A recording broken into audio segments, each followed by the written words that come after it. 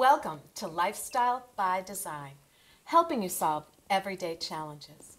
I'm Karen Jacobs, a clinical professor in occupational therapy at Boston University and a Brookline Rotarian. And here's my co-host. Hi, and I'm Andrea Calso, and we're so excited that you're joining with us here today. We have three very wonderful guests joining us. We have Amanda Nardone, who's the Technology and Employment Coordinator for a program called Project Career. And we have two participants in the program, Alex Niederhauser and Stephen Buschke. Thank you guys so much for joining us today. Thank you. Thank you for having us. Thank you. Well, it's striking that 1.7 million Americans every year have a traumatic brain injury. So I think our viewers probably first would like to know, what does that mean? What's traumatic brain injury?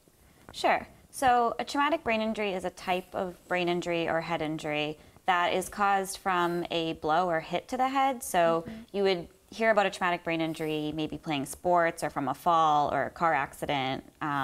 We hear a lot about our soldiers coming home and TBI in that area. And so it's just different from another type of brain injury that might be caused by something biological or a stroke or a tumor. Okay, thank you. So, Stephen and Alex, can you share how you sustained a traumatic brain injury? Do you want to go first, Stephen? Yeah, sure. Back in 2002, I was at a house party and I got in a small altercation and was beaten into a coma. I was shaken so violently when I went down that I had basically the equivalent of adult shaken baby syndrome, and I went into a coma for 6 weeks and a wheelchair after that, and didn't begin walking again for around another 8 years or so. Oh, wow. Thank you for sharing that. Thank you. Yeah. Alex, how about you? Mine also was 2002, January 5th. Left a party after a little argument with my girlfriend at the time, and just went for a drive with some friends, and ended up crashing the vehicle. Skimmed up with a tree and then hit a telephone pole. Yeah. Thank you for sharing Thank that. you. Thank you both for sharing it. And again, you're part of this 1.7 million Americans where this happens yearly. It's striking. So, Mandy, can you tell us about Project Career, which is working with people who have traumatic brain injuries, right? Yes. So Project Career is it's a grant-funded program. It's been funded for 5 years by the National Institute on Disability, Independent Living, and Rehabilitation Research. We're currently out of Boston University, Kent State University, and West Virginia University, and we also have data consultants through JBS International. So the program was designed to support the transition of undergraduate students who've sustained a traumatic brain injury to transition successfully to employment. So at the Boston University site, I work with students at colleges and universities in Massachusetts. 2- and 4-year colleges and universities, students can be enrolled part-time or full-time as long as it's an undergraduate level program. So the requirements are just an undergraduate level course and having sustained a traumatic brain injury. Great. Tell us a little bit more specifically what you do with the students to help them succeed. Sure. Maybe specific programs that they can do or resources they have through you. Sure. So the parts of the program, one is a cognitive support technology. So all the students who are enrolled in the program will receive an iPad and a keyboard with the iPad. So actually Alex has his with him, which kind of gives us an idea of what it looks like. So the program is evaluating how effective the iPad is for students who've sustained a TBI as a cognitive support technology. And then the other portion of the program is the case management services and vocational support services and academic support services that are received through the technology and employment coordinators at each site. And we have support from our PIs at each site too. So Karen works on this grant project with me. So those are the two parts of the project. We also try to match students with career mentors in their desired career fields. And that is a relationship that varies from student to student and what they're looking for at that time. That's great. That sounds like there's a lot to the program. It's not any one isolated approach, but really, if I could say, wrap around almost to help them succeed. Yeah, absolutely. And I think what makes Project Career unique, and I think what other staff members will say, is that we just try to individualize the service to whatever the student needs at that time. So Stephen might share at some point today that he actually doesn't really use the iPad. It wasn't a technology that was beneficial for him, but we still want to work with him, and we still provide a service, of course.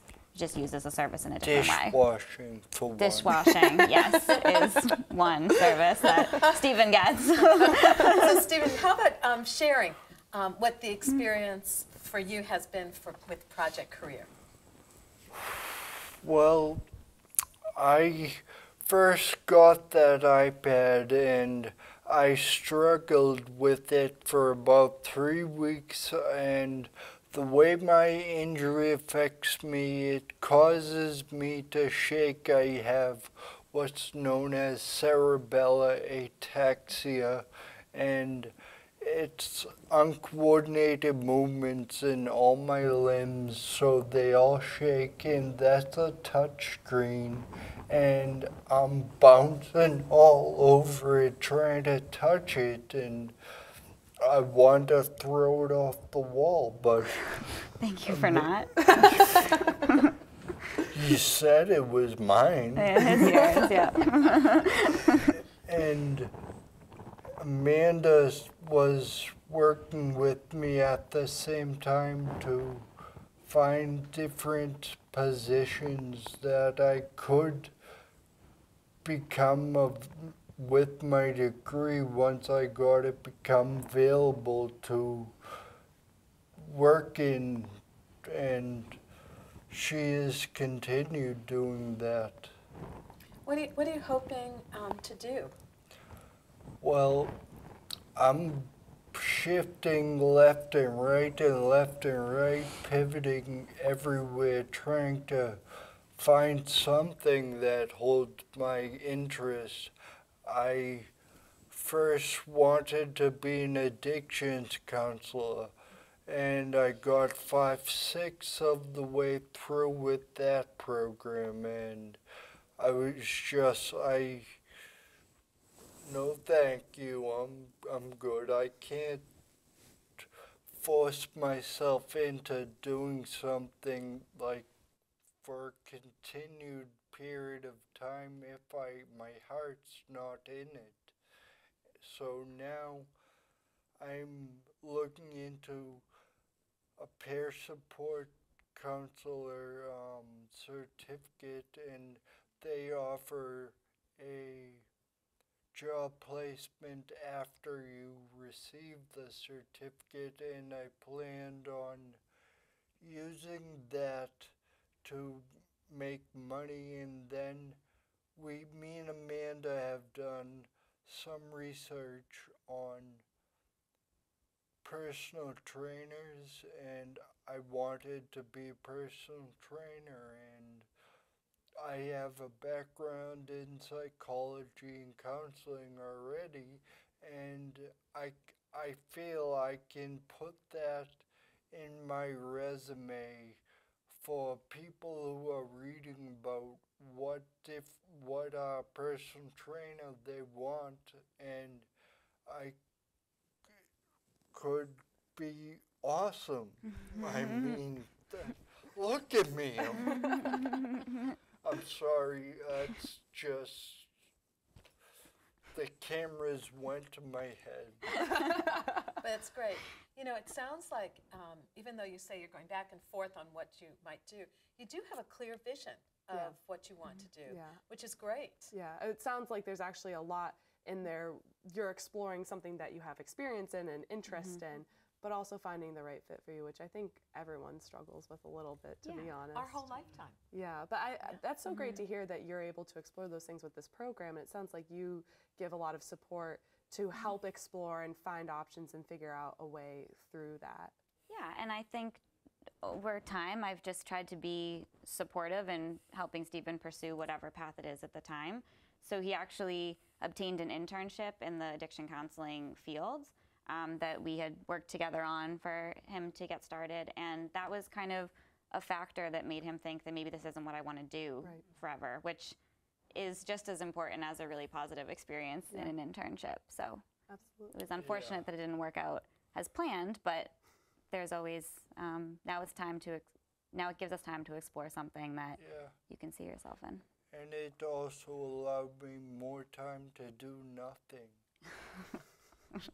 I'm sure you don't do too You much don't, nothing. yeah. It sounds like you're really busy. Alex, can you tell us a little bit about the work that you're doing and the path that you're pursuing? So similar to Stephen, Amanda's been helping out with contacting my caseworker at Mass Rehab Commission to also, after my case reopens in 30 days, I plan to start the classes, training for the peer support specialist certificate. So we're doing that. We're also, I applied for volunteering at Spalding Rehab Hospital was one. And yeah, right now there's a lot of transitioning. I got my bachelor's in May, which I had a lot of help through that. And yeah, so. Congratulations. Thank you That's very great. much. Great accomplishment. So when you're working with Mandy, I think that you already said that you're using the iPad. Yeah. Maybe you can explain what apps you're using that are helpful to you. And Sure. we can show our viewers some images of what those apps look like too. Okay, sure, yeah. One app that I think has been good for me physically was the Yoga Studio app that was given to me through the program. It just helps me just physically but also mentally. I was very grateful to have that on the iPad. Another one, Kindle through the Amazon, so I can get some of the texts for when I was in school, which was nice because they're a lot less expensive that way than through the school's bookstore with a tight budget. And also Quizlet has been a more recent one that we've been, she showed me, that has been very helpful. You can look up pretty much anything and it'll provide flashcards that people have already posted in that area. So hopefully that can help, especially once I start the training for the peer support specialist certificate. Those are all excellent apps. In fact, I think I have all of those on my phone. I'm certain I do. And yeah. So I love that there's a balance there. So the apps that you are using, yoga, you know, for stretching and really just health and balance. The Kindle reading, which is great. So your books and maybe pleasurable reading as well.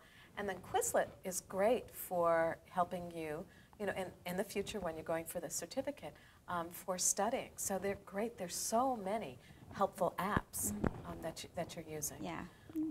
And are you seeing your future with this counseling? Is that where you see yourself in the next year or so? Yeah, hopefully. I definitely want to help people. Feel like giving back in ways that I've been helped and still am helped would be the best way to kind of fulfill my potential. I find it interesting that you both seem to be, like you said, somewhat in similar paths, almost, or at least with similar interests. Well, it gets even more interesting because they had never knew, I don't think they either knew that they were in Project Career or hadn't met each other till coming here today. Is that right? We had met at, but not knowing Project Career. I know. Yeah. Oh, you did? Yeah. Steven said he used to see Alex with his iPad all the time. Oh, So we knew he was in The truth comes out on TV, doesn't it? We did bump into each other at UMass Boston, That's great. pursuing similar. I didn't know that they knew each other until we got here. Oh, that's Yeah. great. That's great. Now you can renew a friendship. So getting back to what you're talking about with the apps, how do you go about selecting the apps, and do you have a list that you're already picking from, or what is that process like when it comes to really finding the right technology for the participants? Sure. So getting started with the project was a lot of trial and error and research on the coordinators' parts at the 3 sites, and trying to develop a list of apps that would be beneficial addressing the challenges that students indicate for school. So we do have a big master list, and we also have a bridged version of our app list that highlights some of the more commonly used apps that have stuck with the most students, because we also keep track of apps that maybe are used for a short period of time, but then students stop using them, because we want to know why that's happening, and we can take that into consideration when making recommendations in the future. But we do use a matching person and technology assessment, and that's a series of questions that we ask students, and students self-indicate the areas that they're having challenges in, and we collect a lot of information to try to most appropriately match apps to what the student particularly needs.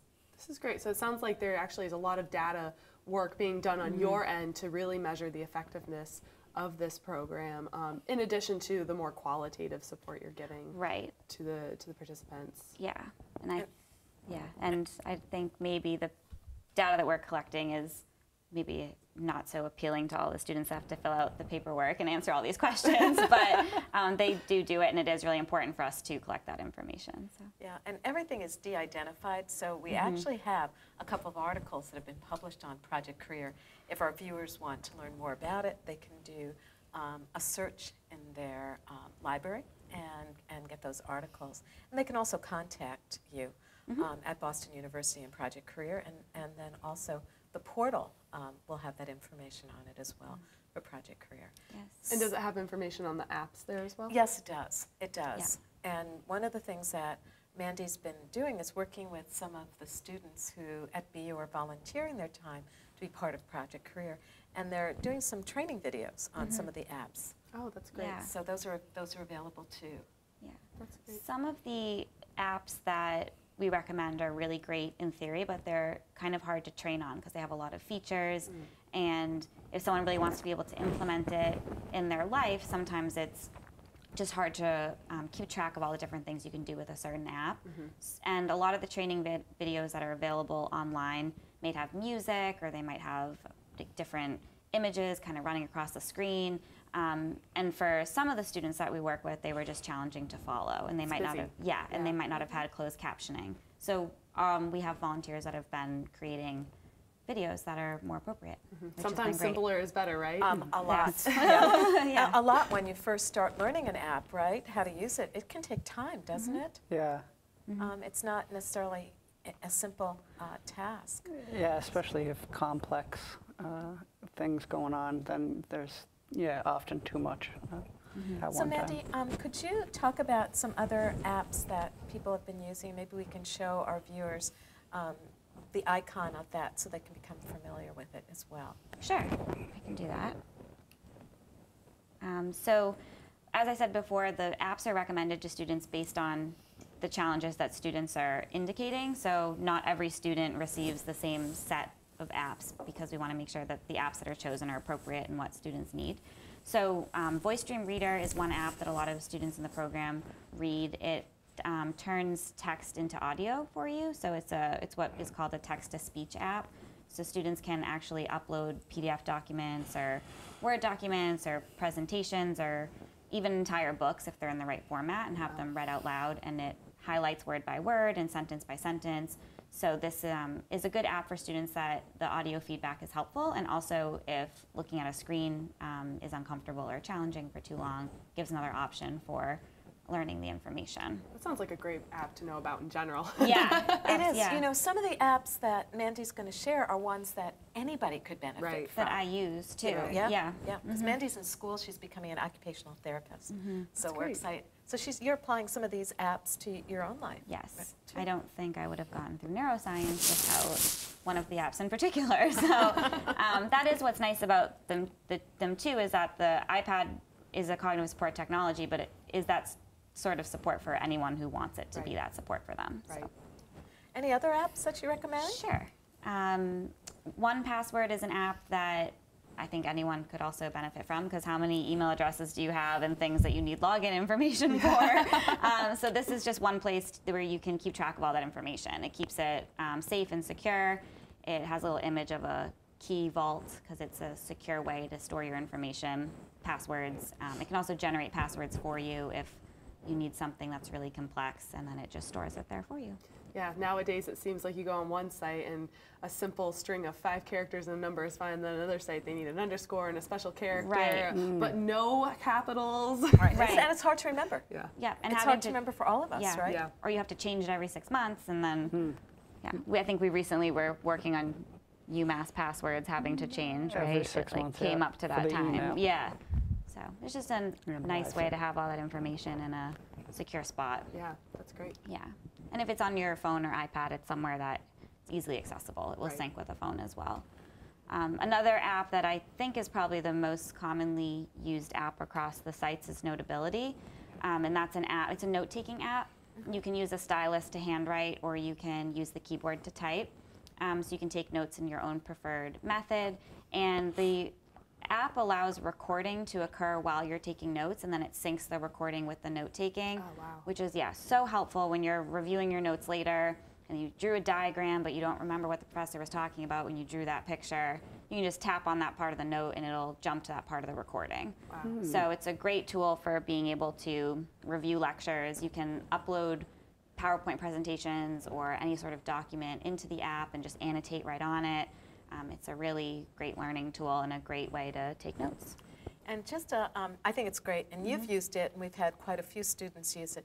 But one thing that we have to caution anybody using it, particularly in the classroom, is always get permission from Oh, the yeah, professor yeah. for recording, because some people just don't want to be recorded. Yeah. But I think it's probably one of the most helpful, like you said, apps. Yeah, that was the app that I used through a few courses. So it was very helpful. You know, I was thinking, we'll switch gears a little bit and talk about mentoring. Sure. The e-mentoring in some cases. Can you tell us about that? And have either of you moved to that next stage of having a mentor? Stephen had started with a mentor that was related to addiction counseling. Oh, Ah, yeah. yes. But then kind of, now that we're on a different path, there'll be a new recommendation probably. And Alex had a mentor back with expressive art therapies from Leslie University. Yeah, Yeah. that was another very short-lived Yeah, so it was. potential. Yep, so the mentor relationships can change if students change interests or need a mentor for a different purpose. So at this time, neither of you are working actively with a mentor, but Yeah, let's talk change. about it in general because our viewers might be interested in volunteering. being mentors. Being a mentor, and that's always, it's great for all of us, and it's a win-win situation to be a mentor and to be a mentee. So maybe just share a little bit about that. Sure. So the program tries to match students with mentors in their career fields so that they have an expert in the field that can kind of guide them into anything that I guess students are really questioning. If it's making a decision about graduate school and or making a decision on how to get into the field, or just having somebody who's been in that field look at their resume and give it a second look about what would be looked at in that particular area. So some students have connected with mentors and been able to shadow at different places of employment. Some students have changed their coursework because their mentor has suggested taking something else based on the area that they really wanted to work in. But mentors are important, and everyone can benefit from having a mentor. So we try to have that available to our students. And if anybody watching does want to be a mentor, they can definitely feel free to contact me. Because the mentor doesn't have to be in Brookline or Boston. It No. can be anywhere, really, in the world Yeah. with technology. Because we could use FaceTime or any other kind of communication platform. That's so great. So before we run out of time today, one of my last burning questions is I kind of want to hear from you guys again. What do you think has been sort of the biggest impact on you going through this program? I'll start with you, Stephen. I'll put you on the spot. Yeah, thanks a lot. Thanks. But I really need to think. I could We'll go let, first. we'll let Go Alex go ahead. first. Just because it's newer, fresher, but now that I have graduated and we worked together to get to apply to be a part of the Brain Injury Awareness of Massachusetts, after going to one of their brain injury awareness yearly conferences. Not sure if that's the exact name of it, but yeah, okay. So now I'm part of two different programs, one called Think Ahead, which speaks with young kids, well, not young, high schoolers, I believe, and I haven't started yet, but to basically talk about TBI and potential risk factors that, and so at the end I'd give my personal experience. And then also Brains at Risk is another, and I'm going to be starting that October 5th is my first speech for that. Great. Yeah, and that's been really good, yeah. Felt, you know. So it sounds like it's another resource for you. You know, Stephen, while you're thinking, I was going to ask Mandy one more question, unless you're ready. Go ahead. So Mandy, could you share a little bit about the support group that you started at Boston University? Because that's really open outside of Project Career. And I thought that might be interesting for our viewers to hear about too. Sure. We have a support group, a brain injury support group at BU. We meet monthly for this upcoming fall semester. It's going to be the last Wednesday of the month. It used to be on Thursdays, but now it's on Wednesdays. And I plan the groups based on what members who come to the group ask about. So if there's a particular topic that somebody wants to have on the agenda to talk about, we'll pick that theme. We also usually once a semester do healthy cooking. We have a yoga instructor who comes and does a yoga class once a semester generally. We have had guest presenters come, and then we've done topics like stress management and employment and disclosure and rights under the ADA, all that information. And that's held at Boston University. In the Sargent College on the 6th floor in room 610. Great. And so for people who are interested to come to that, they can just contact you at Project Career at BU. Yeah. Great. Absolutely. So we're running out of time, but Stephen, do you have any last thoughts? I would like that question again Okay. because I forgot. That's okay. all right. So I wanted to know, what do you think has been maybe one of the biggest, it doesn't even have to be the biggest, but an impact that participating in Project Excel has had on you? Yeah, Project Career has had on Sorry. you. The biggest impact has definitely been Amanda, not Mandy. I've never called her Mandy in my life. And you people got me calling her that already. It's because we're so charming. It is. I really do think so. But it's definitely her because without her, my life was moving forward, but the path that was on was going so slow. And now it just kind of, I'm watching my language in my head. All right, so it just kind of snapped it up and made it move along. I'm getting more stuff really accomplished. And I didn't have that structure before. I mean, I had some structure I put in place myself, but it was brain injured structure and it was nothing too good. it was really subpar, and Amanda came in and sent me flying forward. And Alex mentioned being in not project, but the Brains at Risk and the other program. I've been in that, and I've been doing that for one of them for about 13 years, and the other one, I don't even know. Forget I even mentioned that. But it sounds like there's that personal connection for you has been the real difference in being able to move forward. And I think your words are such a testament to the power of this program. So we're so happy Yeah. that both of you could come on and speak to that, and I that am too.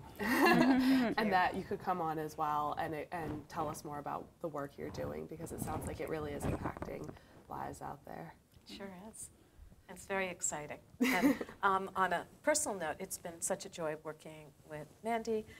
She is the person who's right on the front line, and it's great to hear the impact that she's had on your lives. So thank you both really very much, and thank you. Thank you. Thank Mandy. you for You're having welcome. us, and Thank you. thank you both for letting me be part of your journeys. Oh, thank you.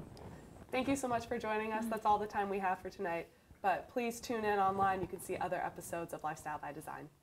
Thank you.